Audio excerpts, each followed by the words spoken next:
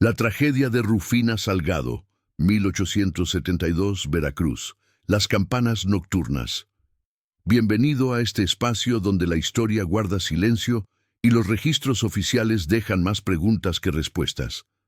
Antes de comenzar, te invito a escribir en los comentarios desde qué lugar nos estás escuchando y si este relato te encuentra de día o en plena noche. Nos interesa saber hasta dónde llegan estas historias y en qué momento del tiempo vuelven a cobrar vida. En este canal exploramos casos reales, desapariciones y misterios ocurridos en distintas ciudades de México. Relatos que fueron ocultados, ignorados o simplemente olvidados con los años.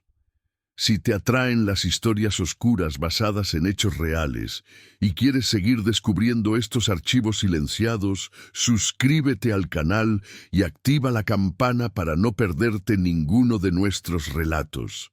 Ahora sí, acompáñanos en esta historia. La tragedia de Rufina Salgado, 1872, Veracruz. Las campanas nocturnas. Capítulo 1. Las campanas que anunciaron la muerte. En la ciudad portuaria de Veracruz, ubicada en costa del Golfo de México, en estado del mismo nombre a nivel del mar en ubicación que había sido determinada estratégicamente durante período colonial temprano, cuando conquistador español Hernán Cortés había establecido primer asentamiento español permanente en territorio continental de México en año de 1519. Apenas días después de arribar a costa procedente de Cuba, donde expedición había sido organizada por gobernador Diego Velázquez, que había financiado flota de 11 navíos, transportando aproximadamente 600 soldados españoles. Asentamiento que había sido ubicado en Playa Arenosa, cerca de desembocadura de río, que proporcionaba agua dulce esencial para consumo humano y para abastecimiento de navíos que posteriormente anclarían en puerto, que sería desarrollado durante décadas subsecuentes, convirtiéndose en puerto más importante de Nueva España durante 3 siglos coloniales, porque era punto de entrada único, oficialmente autorizado por Corona Española para comercio con España, mediante sistema de flotas que navegaban 2 veces anualmente desde Sevilla transportando mercancías manufacturadas europeas, que incluían textiles, herramientas de hierro, vino, aceite de oliva, papel y productos suntuarios destinados a élites coloniales, y retornando cargadas con productos americanos que incluían plata, que constituía 80% de valor de cargamentos según registros que han sido preservados en Archivo General de Indias, en Sevilla, proporcionando datos extraordinariamente detallados sobre volumen y composición de comercio transatlántico, también cacao, que era usado para producción de chocolate, que se había tornado extraordinariamente popular en Europa, particularmente en España, donde aristocracia consumía chocolate mezclado con azúcar y canela como bebida de lujo, vainilla, que era especia nativa de México usada para saborizar alimentos y bebidas, cochinilla, que era insecto, que producía colorante rojo extraordinariamente intenso, que era valorado para teñido de textiles, particularmente sedas y lanas usadas por clases altas europeas. Cueros, que eran procesados de ganado bovino que había sido introducido por españoles y que había proliferado en praderas de México central, y añil, que era planta que producía colorante azul, usado extensivamente en industria textil europea, sistema de flotas que, aunque proporcionaba seguridad contra ataques de piratas y corsarios que operaban en Caribe, atacando navíos españoles aislados, intentando capturar cargamentos valiosos, particularmente plata, también creaba congestión masiva en Puerto de Veracruz durante semanas, cuando flotas arribaban descargando mercancías europeas que entonces eran transportadas mediante recuas de mulas, atravesando 300 kilómetros de camino montañoso hacia Ciudad de México ubicada en 1900, altiplano central a 2000 metros de altitud, donde clima templado contrastaba dramáticamente con clima extraordinariamente caluroso y húmedo de Veracruz, que estaba ubicado en zona tropical, donde temperatura promedio anual era 27 grados centígrados, variando relativamente poco durante año, debido a latitud baja de 19 grados norte de Ecuador, creando condiciones donde calor era constante durante todo año, siendo moderado solo ligeramente durante meses de diciembre y enero, cuando frentes fríos conocidos como nortes, que eran sistemas atmosféricos que se originaban en regiones árticas de América del Norte, descendían hacia sur, atravesando Golfo de México, trayendo vientos fuertes que alcanzaban velocidades de 60 kilómetros por hora, lluvias intensas que podían depositar 100 milímetros de precipitación en 24 horas. Y reducción temporal de temperatura que podía descender hasta 18 grados centígrados, proporcionando alivio breve de calor tropical que dominaba durante el resto de año, clima que combinado con humedad extremadamente alta, que alcanzaba 90% durante temporada de lluvias, que se extendía desde junio hasta octubre, cuando precipitación anual de 1.500 milímetros era concentrada en apenas 5 meses, creando condiciones que favorecían proliferación de mosquitos que transmitían enfermedades que incluían fiebre amarilla, que era conocida como vómito negro, debido a síntoma característico de vómito conteniendo sangre coagulada que aparecía como sustancia negra, enfermedad que había matado miles de personas durante siglos coloniales, particularmente españoles recién llegados que no tenían inmunidad, mientras población nativa que había sido expuesta desde infancia frecuentemente desarrollaba resistencia parcial, fiebre amarilla que había dado a Veracruz reputación como cementerio de españoles, creando situación donde funcionarios coloniales y comerciantes intentaban minimizar tiempo de permanencia en ciudad, viajando a altiplano tan pronto como negocios permitían escapando de condiciones insalubres que prevalecían particularmente durante meses de verano, cuando calor y humedad alcanzaban niveles que europeos encontraban extraordinariamente difíciles de tolerar. También malaria, que era transmitida por mosquitos diferentes, causando fiebres cíclicas que debilitaban víctimas durante semanas o meses, frecuentemente resultando en muerte, particularmente cuando tratamiento apropiado no era disponible. Tratamiento que durante siglo XIX consistía principalmente de quinina, que era alcaloide, extraído de corteza de árbol de quina, que crecía en Andes sudamericanos, y que era importado a México con costo considerable, haciendo que estuviera disponible principalmente para personas que podían pagar precios elevados, mientras población pobre frecuentemente sufría sin tratamiento, muriendo en proporciones altas, en ciudad que para año de 1872, cuando historia trágica de Rufina, Salgado que voy a narrar en detalle, exhaustivo, ocurrió había alcanzado población de aproximadamente 30.000 habitantes distribuidos en área urbana, que se extendía durante aproximadamente 6 kilómetros cuadrados a lo largo de costa, siguiendo patrón lineal impuesto por geografía que limitaba expansión hacia interior, debido a presencia de dunas arenosas que se extendían varios kilómetros hacia oeste, creando terreno difícil para construcción, y que separaban ciudad de tierras agrícolas más y fértiles, ubicadas en planicies costeras que se extendían hacia norte y sur, donde caña de azúcar que había sido introducida por españoles durante siglo XVI era cultivada extensivamente en plantaciones grandes que empleaban trabajadores que incluían población esclava de origen africano que había sido importada durante periodo colonial particularmente durante siglos XVII y XVIII, cuando comercio de esclavos había sido activo, aunque esclavitud había sido abolida oficialmente en México en 1829.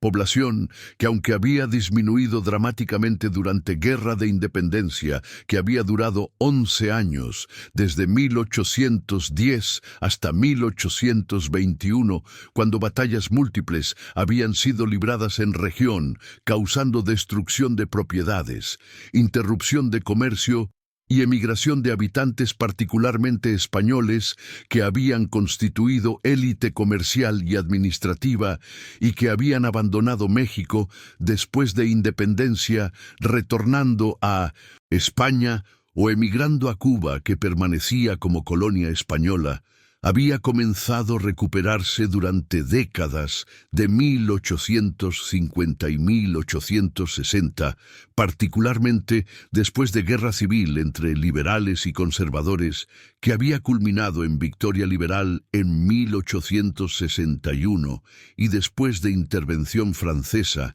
que había durado desde 1862 hasta 1867, cuando emperador francés Napoleón III había enviado tropas francesas para establecer monarquía en México bajo archiduque austriaco Maximiliano, que había sido ejecutado en 1867 por fuerzas republicanas comandadas por presidente Benito Juárez, que había restaurado República Liberal. Recuperación que había sido facilitada por restablecimiento de comercio internacional, particularmente exportación de productos agrícolas que incluían café, que estaba comenzando a ser cultivado en regiones montañosas de Veracruz, donde altitud proporcionaba temperatura más fresca apropiada para cultivo, tabaco que era cultivado en regiones cálidas y húmedas, siendo procesado en fábricas que producían cigarros que eran exportados a Europa y a Estados Unidos, y vainilla que continuaba siendo producto de exportación importante, aunque producción había declinado debido a competencia de Madagascar y otras regiones tropicales donde cultivo había sido introducido durante siglo XIX. En la noche extraordinariamente calurosa y húmeda del sábado 23 de noviembre de 1872, cuando temperatura había permanecido en 28 grados centígrados, incluso a las 10 de noche, debido a ausencia de viento, que normalmente proporcionaba enfriamiento modesto durante noches, permitiendo que temperatura descendiera a 25 grados.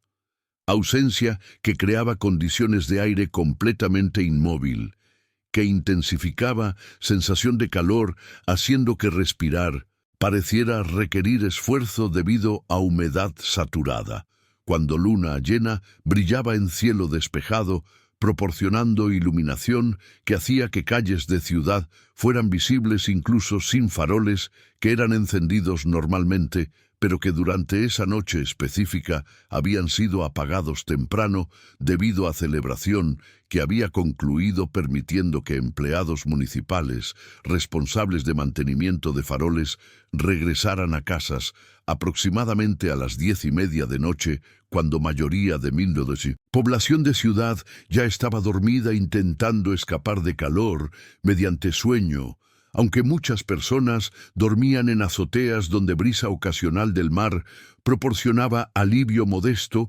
comparado con interior de casas que retenían calor acumulado durante día. Aproximadamente 20 personas que vivían en casas ubicadas en calles circundantes a parroquia de Nuestra Señora de la Asunción, que era iglesia principal de ciudad, ubicada en Plaza Central, que había sido establecida durante período colonial, temprano, siguiendo patrón urbano español tradicional de organizar ciudad alrededor de plaza rectangular, rodeada por edificios públicos principales, parroquia que había sido construida durante período que se extendió desde 1608, cuando construcción había comenzado, hasta 1663, cuando construcción había sido completada oficialmente, aunque Torre de Campanas no había sido completada hasta 1685, creando estructura que alcanzaba altura de 40 metros, dominando skyline de ciudad, proporcionando punto de referencia visual que era visible desde distancia de varios kilómetros, particularmente desde mar, donde navíos que se aproximaban a puerto podían ver torre elevándose sobre edificios circundantes, torre que contenía 6 campanas de tamaños variados que habían sido fundidas en España durante siglo XVII y que habían sido transportadas a Veracruz como cargamento en flota, campanas que eran usadas para marcar horas del día mediante repiques regulares, que permitían que población que no poseía relojes, que eran objetos extraordinariamente caros disponibles solo para familias ricas, pudiera orientarse temporalmente escuchando campanadas. Campanas que también eran usadas para convocar fieles a misas, que eran celebradas múltiples veces diarias, particularmente durante domingos y durante festividades religiosas, y campanas que crucialmente eran usadas para alertar población sobre emergencias que incluían fuegos que eran extraordinariamente peligrosos en ciudad donde mayoría de edificios eran construidos usando madera que se incendiaba fácilmente, particularmente durante temporada seca, cuando humedad era menor, aunque nunca descendía a niveles verdaderamente bajos, debido a proximidad a mar. Ataques por piratas que, aunque habían sido comunes durante siglos XVI y XVII, cuando corsarios franceses, ingleses y holandeses habían atacado puerto múltiples veces, saqueando ciudad y capturando mercancías, almacenadas en bodegas esperando exportación, habían tornado extraordinariamente raros durante siglo XIX, cuando presencia de armada mexicana, aunque modesta, proporcionaba protección suficiente para disuadir ataques, y tormentas severas, particularmente huracanes, que ocasionalmente afectaban costa, causando vientos destructivos y mareas de tormenta que inundaban áreas costeras bajas. Aproximadamente 20 personas que estaban despiertas debido a calor que hacía imposible dormir confortablemente, o que habían sido despertadas por ruido inexplicable, habían escuchado fenómeno extraordinario que generaría especulación intensa durante días subsecuentes y que sería crucial para investigación que seguiría. Campanas de torre de parroquia habían comenzado a sonar espontáneamente, sin que nadie aparentemente las tocara. Sonido que había comenzado con campana más pequeña, que producía tono agudo, que resonaba durante varios segundos antes de desvanecerse. Había continuado con campana mediana que producía tono intermedio, y había culminado con campana más grande que producía tono grave profundo, que vibraba en aire, creando sensación que era sentida físicamente como vibración en pecho, además de ser escuchada.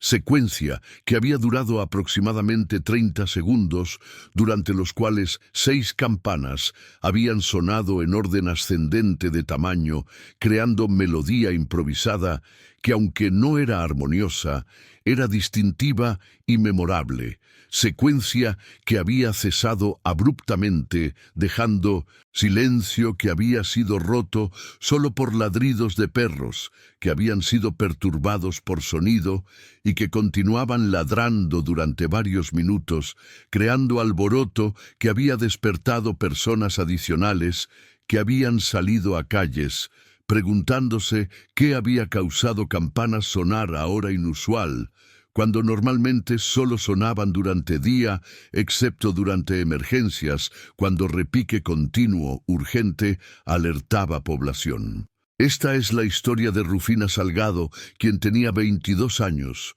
cuando se casó con don Gaspar Vilchis, el 23 de noviembre de 1872, en Parroquia de Asunción, en Veracruz, cuya ceremonia matrimonial había concluido aproximadamente a las 8 de noche, siendo seguida por recepción que había concluido a las 10. Quien después de recepción había ido a casa que compartía con esposo nuevo, preparándose para pasar primera noche de matrimonio. Quien aproximadamente a las 10:30 había escuchado campanas de parroquia sonar espontáneamente sin causa aparente, generando temor supersticioso, porque población local creía que campanas que sonaban sin ser tocadas eran presagio de muerte inminente, según tradición popular que había sido preservada durante generaciones. Quien había comentado a esposo que sonido la perturbaba, pero había intentado dormir a pesar de nerviosismo. Quien durante madrugada había comenzado a experimentar síntomas severos de envenenamiento que incluían dificultad respiratoria, convulsiones y pérdida de conciencia, quien había muerto aproximadamente a las 5 de mañana del domingo 24 de noviembre, apenas 7 horas después de escuchar campanas, y cuya muerte generó investigación que revelaría que campanas habían sonado no espontáneamente, sino porque conspirador había estado en torre aplicando veneno en forma de vapor a velas aromáticas que habían sido colocadas en habitación nupcial, que vibración causada por movimiento de conspirador en plataforma de campanas había causado que campanas oscilaran ligeramente, produciendo sonido que, aunque no era intencional, había alertado testigos, proporcionando evidencia crucial de presencia de conspirador en torre durante momento específico que coincidía con preparación de método de envenenamiento extraordinariamente sofisticado que explotaba costumbre de usar velas aromáticas en habitaciones nupciales. Capítulo 2. Veracruz en 1872 y el comercio portuario. El año de 1872 encontró a México bajo gobierno del presidente Benito Juárez, que había sido reelecto en 1871 en elección controvertida que había generado rebelión liderada por Porfirio Díaz, que había sido derrotado en elección y que había proclamado Plan de la Noria, rechazando reelección de Juárez, rebelión que había sido suprimida mediante fuerza militar, aunque tensión política persistía. Veracruz, específicamente, era ciudad extraordinariamente importante para la economía nacional, porque era puerto principal, mediante el cual comercio internacional era conducido.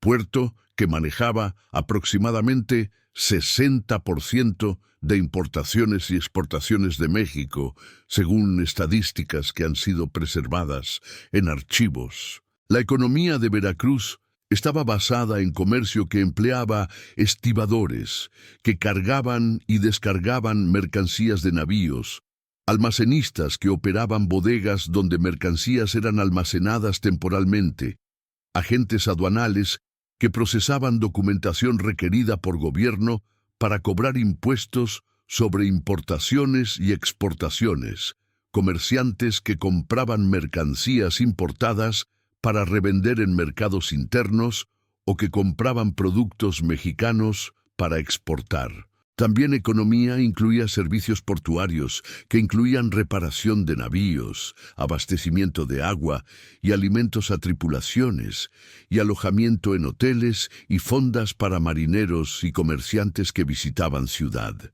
La sociedad de Veracruz estaba estratificada con élite pequeña de comerciantes grandes, propietarios de plantaciones en región circundante y funcionarios gubernamentales de alto rango que constituía aproximadamente 3% de población, controlando aproximadamente 60% de riqueza, clase media de comerciantes menores, profesionales, empleados gubernamentales, artesanos especializados que incluía familia Salgado, que constituía aproximadamente 15%, y mayoría de población que trabajaba como estibadores, empleados domésticos, vendedores ambulantes, pescadores ganando salarios que variaban desde 10 pesos mensuales para trabajadores no calificados hasta 40 pesos para trabajadores calificados.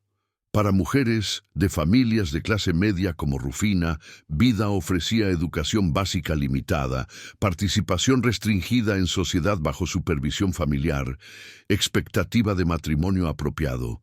Capítulo 3. Rufina Salgado y la casa comercial. Rufina Salgado había nacido en 1850 en Veracruz, en familia de comerciantes que habían operado casa comercial durante 3 generaciones.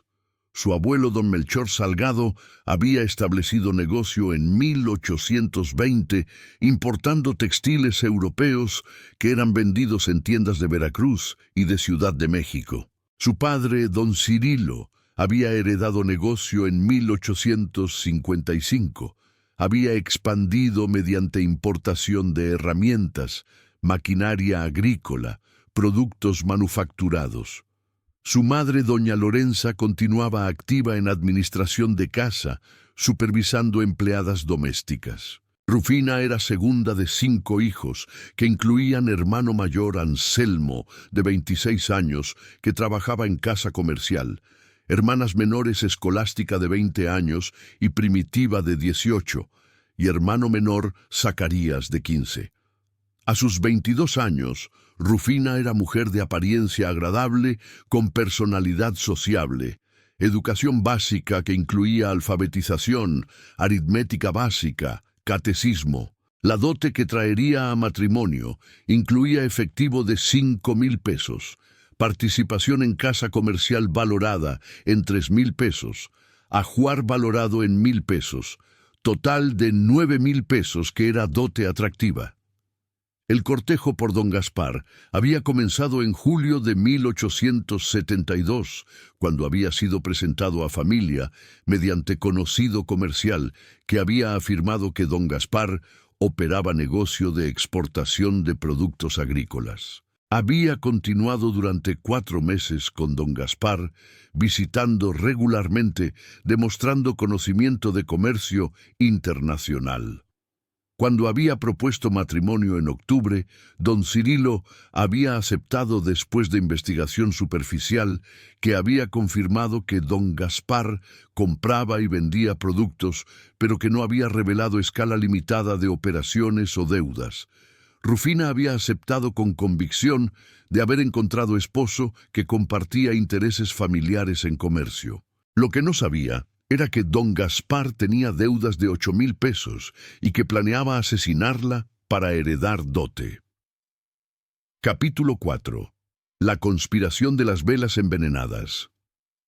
Don Gaspar Vilchis había desarrollado plan extraordinariamente sofisticado que explotaba costumbre de usar velas aromáticas en habitaciones nupciales. Velas aromáticas que eran fabricadas mezclando cera de abeja con aceites esenciales extraídos de flores que incluían jazmín, lavanda y rosas, eran usadas tradicionalmente en habitaciones donde parejas recién casadas pasarían primera noche de matrimonio, creando aroma agradable que supuestamente proporcionaba atmósfera romántica apropiada para inicio de vida matrimonial. Don Gaspar había identificado que velas que arderían durante horas en habitación cerrada liberarían vapores que serían inhalados por novia que dormiría en habitación, que si vapores contuvieran sustancia tóxica causarían envenenamiento gradual durante noche.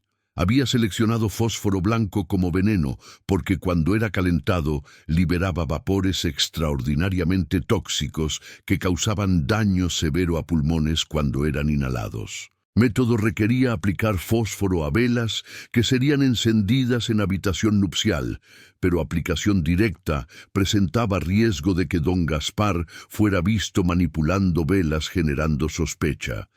había resuelto desafío mediante conspiración con fabricante de velas don Tiburcio Osorio, que operaba taller produciendo velas que eran vendidas en tiendas de Veracruz. Don Tiburcio, que tenía deudas de 1,500 pesos, había aceptado participar mediante promesa de pago de 500 pesos.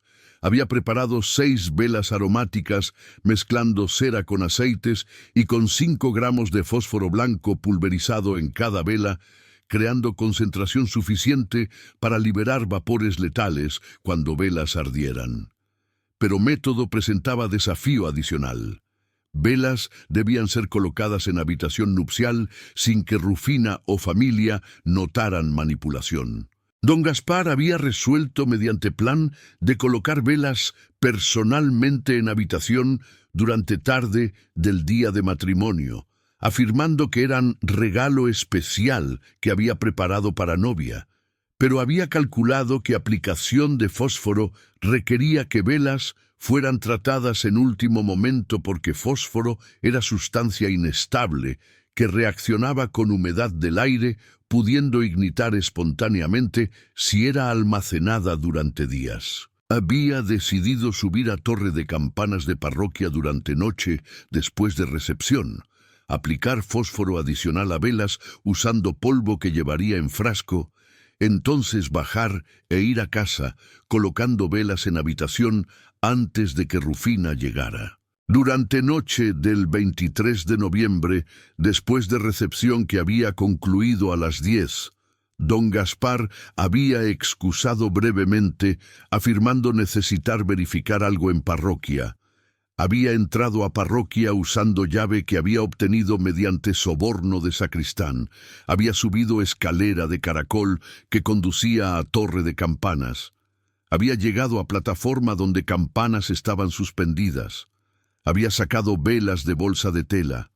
Había espolvoreado fósforo adicional sobre superficie de velas, usando frasco pequeño. Pero durante proceso, había tropezado ligeramente en plataforma, que era estructura de madera, que vibraba cuando era perturbada. Vibración había sido transmitida a vigas que soportaban campanas, causando que campanas oscilaran ligeramente. Oscilación, aunque era pequeña, había sido suficiente para causar que badajos que colgaban libremente dentro de campanas tocaran lados de campanas, produciendo sonido, que aunque no era fuerte, como cuando campanas eran tocadas intencionalmente, jalando cuerdas, era audible. Sonido había alertado a aproximadamente 20 personas que vivían cerca de parroquia, que habían escuchado campanas sonar inexplicablemente a hora inusual. Personas que habían comentado entre sí sobre fenómeno atribuyéndolo a causas sobrenaturales según creencias populares. Don Gaspar había completado aplicación de fósforo, había bajado de torre, había ido a casa que compartía con Rufina, había colocado velas en candelabros en habitación nupcial, había encendido velas aproximadamente a las 11, cuando Rufina había llegado después de cambiarse de vestido de novia a ropa de dormir. Velas habían ardido durante noche liberando vapores de fósforo que Rufina había inhalado mientras dormía. Capítulo 5. La agonía de Rufina. Durante primeras horas, después de acostarse Rufina, había dormido normalmente sin síntomas, porque concentración de vapores requería tiempo para acumularse en habitación cerrada.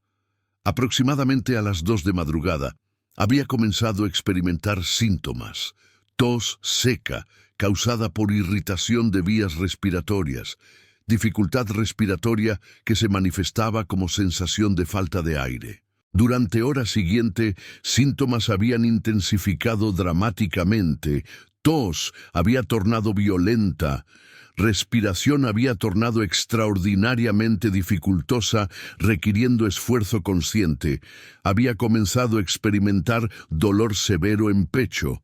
Aproximadamente a las 3:30 había despertado don Gaspar fingiendo alarma. Había abierto ventana permitiendo que aire fresco entrara diluyendo vapores, pero daño ya había sido causado. Durante hora siguiente, síntomas habían progresado. Respiración había tornado cada vez más dificultosa. Piel había tornado cianótica mostrando color azulado. Había comenzado a experimentar convulsiones. Conciencia había declinado. Aproximadamente a las 5 de mañana, había experimentado paro respiratorio. Rufina Salgado murió a las 5:15 de mañana del domingo 24 de noviembre, después de aproximadamente 3 horas de agonía desde inicio de síntomas severos. Don Gaspar había llamado vecinos fingiendo desesperación. Había solicitado que doctor Joaquín Palacios fuera convocado. Doctor había llegado encontrando Rufina fallecida. Había examinado cuerpo notando síntomas que sugerían envenenamiento por inhalación. Capítulo 6. La investigación de las campanas misteriosas. Alguacil. Don Salomón Carranza había iniciado investigación interrogando doctor Palacios, que había explicado síntomas consistentes con envenenamiento por inhalación de vapores tóxicos. Examen de habitación nupcial había revelado 6 velas aromáticas que habían ardido completamente. Análisis de residuos de cera había revelado presencia de fósforo. Interrogatorio de don Gaspar había revelado que velas habían sido regalo que había preparado específicamente para noche de bodas. Pero detalle crucial que había transformado investigación había sido testimonio de vecinos que habían escuchado campanas sonar inexplicablemente aproximadamente a las 10:30 de noche. Alguacil había reconocido que timing coincidía con período entre conclusión de recepción y llegada de Rufina a casa. Había interrogado sacristán de parroquia preguntando si alguien había estado en torre. Sacristán don Inocencio Barrientos inicialmente había negado, pero cuando había sido presionado había confesado que había prestado llave a don Gaspar mediante pago de 20 pesos. Interrogatorio de don Gaspar, confrontándolo con evidencia de que había estado en torre durante noche, había resultado en colapso emocional y confesión. Búsqueda de torre había revelado residuos de polvo de fósforo en plataforma de campanas. Investigación de fabricante de velas había identificado don Tiburcio como conspirador. Arresto e interrogatorio había resultado en confesión. Capítulo 7. El juicio de las campanas fatales. Juicio de don Gaspar Vilchis y don Tiburcio Osorio comenzó en enero de 1873, generando atención extraordinaria. Evidencia fue devastadora. Autopsia confirmando envenenamiento por fósforo. Análisis de velas revelando fósforo. Testimonio de vecinos sobre campanas sonando. Confesión de sacristán sobre préstamo de llave, residuos en torre, confesiones de acusados. Doctor Palacios testificó: Rufina murió de envenenamiento por inhalación de vapores de fósforo liberados por velas que ardieron en habitación cerrada durante noche. Es método extraordinariamente cruel que transforma objeto que debería proporcionar aroma agradable en arma letal. Vecinos testificaron sobre campanas. Escuchamos campanas sonar sin razón aparente aproximadamente a las 10:30. Ahora comprendemos que sonido fue causado por vibración cuando conspirador estaba en torre aplicando veneno a velas. Fiscal argumentó: acusados desarrollaron plan sofisticado que requirió fabricar velas envenenadas, infiltrar torre de parroquia para aplicar veneno adicional, colocar velas en habitación nupcial. Campanas que sonaron fueron presagio literal de muerte que estaba siendo preparada en torre en ese momento preciso. Es conspiración que combina planificación meticulosa con crueldad extraordinaria. Veredictos: ambos culpables de homicidio premeditado con circunstancia agravante. Sentencias: muerte por fusilamiento. Don Gaspar Vilchis y don Tiburcio Osorio fueron ejecutados en Veracruz el 15 de abril de 1873. Últimas palabras de don Gaspar. Campanas sonaron accidentalmente revelando que estaba en torre. Testigos escucharon proporcionando evidencia crucial de timing. Si campanas no hubieran sonado, presencia en torre no habría sido detectada. Conspiración no habría sido revelada. Epílogo. Caso estableció precedentes.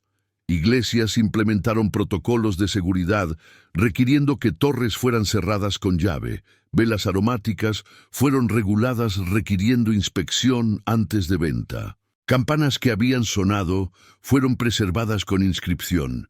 Campanas que sonaron la noche del 23 de noviembre de 1872, revelando conspirador en torre, preparando muerte de Rufina Salgado. Sonido accidental salvó verdad del crimen. Familia Salgado estableció fondo educando sobre peligros de productos no regulados. Caso fue citado durante décadas como ejemplo de cómo evidencia inesperada puede revelar crímenes complejos. Descansa en paz, Rufina Salgado. Escuchaste campanas sin comprender que anunciaban tu muerte, que estaba siendo preparada en torre en ese momento. Moriste inhalando vapores de velas envenenadas. Pero campanas que sonaron accidentalmente proporcionaron evidencia que reveló conspiración. Justicia prevaleció. Si esta historia te conmovió, da me gusta y suscríbete. Activa notificaciones. ¿Qué opinas sobre cómo detalle inesperado reveló crimen complejo? Comparte pensamientos. Gracias por escuchar historia de novia que escuchó campanas de noche. Que memoria de Rufina nos enseñe que evidencia puede aparecer de formas inesperadas, que detalles aparentemente sobrenaturales frecuentemente tienen explicaciones naturales, que investigación rigurosa puede descubrir verdad incluso en casos más complejos. Hasta próximo caso.